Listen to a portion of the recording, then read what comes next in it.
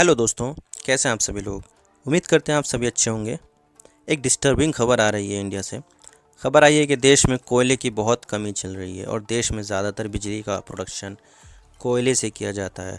और अगर कोयले की सप्लाई में दिक्कत आ जाए तो वहाँ बिजली के प्रोडक्शन में भी समस्या आ जाएगी।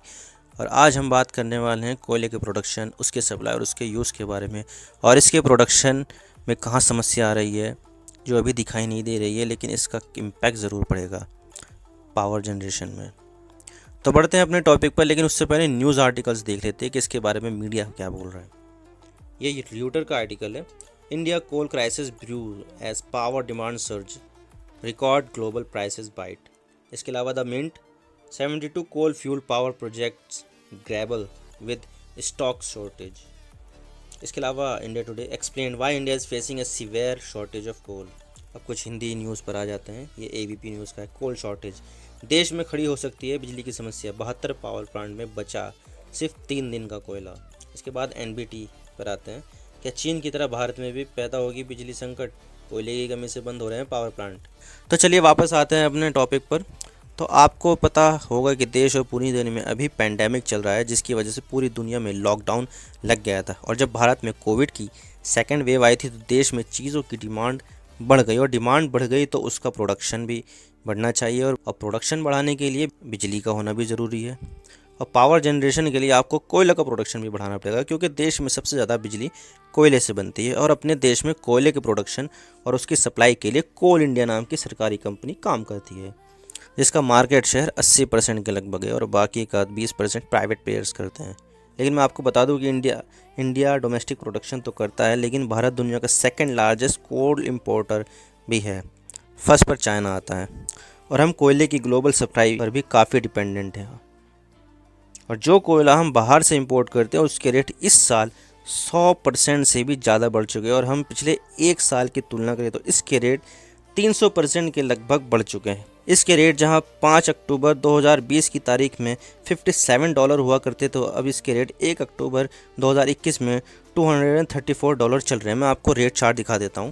देखिए, मार्केट इनसाइडर का ये रेट चार्ट है, जिस पे मैंने डेट सेट की थी 3 अक्टूबर 2020 और 3 अक्टूबर 2021 में इसमें प्राइस जंप कितना है, $170 का प्राइस जंप, यानी 303% का प्राइस जंप आ चुका है। इतना जंप आया हुआ है इसमें।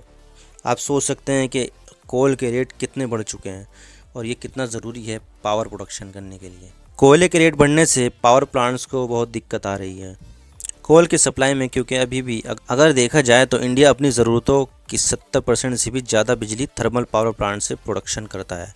और थर्मल पावर प्लांट को चलाने के लिए कोयला एक क्रूशियल मटेरियल है।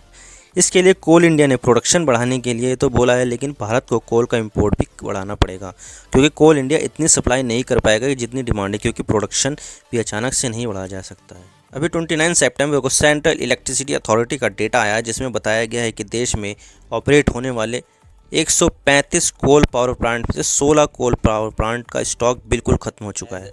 As at September 29, 16 of India's 135 coal fire power plant had zero stock according to the Central Electricity Authority. आधे से ज़्यादा पावर प्लांट में 3 दिन का कोयला स्टॉक बचा है और 80% में एक हफ्ते से भी कम का कोयला बचा है। अगर हम प्रोडक्शन की बात करें तो भारत में कोल इंडिया 600 मिलियन टन से ज़्यादा कोयले का प्रोडक्शन करती है और 300 से 400 मिलियन टन कोयला बाहर के देशों से इंपोर्ट करते हैं, जैसे इंडोनेशिया, ऑस्ट्रेलिया और साउथ अफ्रीका। और अब भारत के डोमेस्टिक कोल प्रोडक्शन में हुई दिक्कतों की वजह से भारत इंडोनेशिया जैसे देशों पर निर्भर हो गया है। और हम अब बात करते हैं कि अचानक से भारत में कोयले की कमी क्यों देखने को मिल रही है और इसके पीछे क्या कारण हो सकते हैं। सेकेंड वेव के दौरान डिमांड कम हो गई थी, लेकिन जब सेकेंड वेव थम गई तो इंडस्ट्रीज़ पूरी तरह से काम करने लगी, जिसके कारण इलेक्ट्रिसिटी की डिमांड अचानक से बढ़ गई। अगर हम सप्लाई की बात करें तो कोल इंडिया ने 1 अप्रैल से 28 सितंबर तक 243 मिलियन टन प्रोडक्शन किया था, जो 24% ज़्यादा है 2020 के इसी टाइम पीरियड में। लेकिन कोविड के चलते 2020 को हम गिने ना तो 2019 के पीरियड से 11% ज़्यादा है। पावर प्लांट कोल इंडिया से सप्लाई के लिए पहले ही बात कर लेते हैं और सप्लाई के लिए कॉन्ट्रैक्ट भी दे देते हैं। लेकिन इस बार सितंबर के महीने में इंडिया में इतनी ज़्यादा बारिश पड़ी कि बहुत सी माइंस में पानी भर गया, तो उसे बंद करना पड़ा, जिसके कारण डोमेस्टिक प्रोडक्शन इफेक्ट हुआ।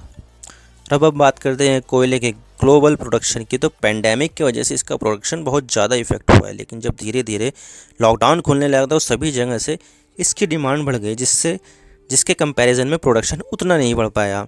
अगर किसी चीज़ की डिमांड बढ़ जाती है और उसकी सप्लाई कम है तो उसके प्राइस भी बढ़ जाते हैं। और चाइना जो दुनिया का सबसे बड़ा कोल कंज्यूमर है, वहाँ पर भी कोयले की शॉर्टेज हो गई और वहाँ पर ब्लैकआउट की समस्या से भी होकर गुजरना पड़ा था। इतना ही नहीं, वहाँ पर कई फैक्ट्रीज़ भी बिजली ना होने के कारण बंद हो गए, जिनका असर हमें ग्लोबल सप्लाई चेंज के बिगड़ जाने से देखने को मिलेगा। लेकिन अब सवाल आता है कि कोल की डिमांड को भारत किस तरह से पूरी करेगा। इस हफ्ते कोल इंडिया ने डोमेस्टिक प्रोडक्शन को बढ़ाने की बात की है, लेकिन ये सब बहुत हद तक कोल इंडिया पर निर्भर करता है, क्योंकि देश की ज़रूरतों का 80% से ज़्यादा कोल इंडिया सप्लाई करती है। जब पावर प्रोडक्शन का प्राइस बढ़ रहा है तो जाहिर सी बात है कि पावर का प्राइस भी बढ़ेगा। लेकिन इंडिया में ज़्यादातर पावर डिस्ट्रीब्यूशन स्टेट रन है, तो वो बढ़ी हुई पावर प्राइस को बर्डन अपने ऊपर ले लेंगे। इस बारे में आप क्या सोचते हैं, आप कमेंट बॉक्स में ज़रूर लिखिएगा। तो ये है अंत इस वीडियो का। अगर आपको वीडियो अच्छी लगी हो तो वीडियो को लाइक कीजिए, शेयर कीजिए, चैनल पर नए हो तो चैनल को ज़रूर सब्सक्राइब कीजिए। Thank you for watching. I really appreciate your prestigious time. God bless you all. Now, signing off.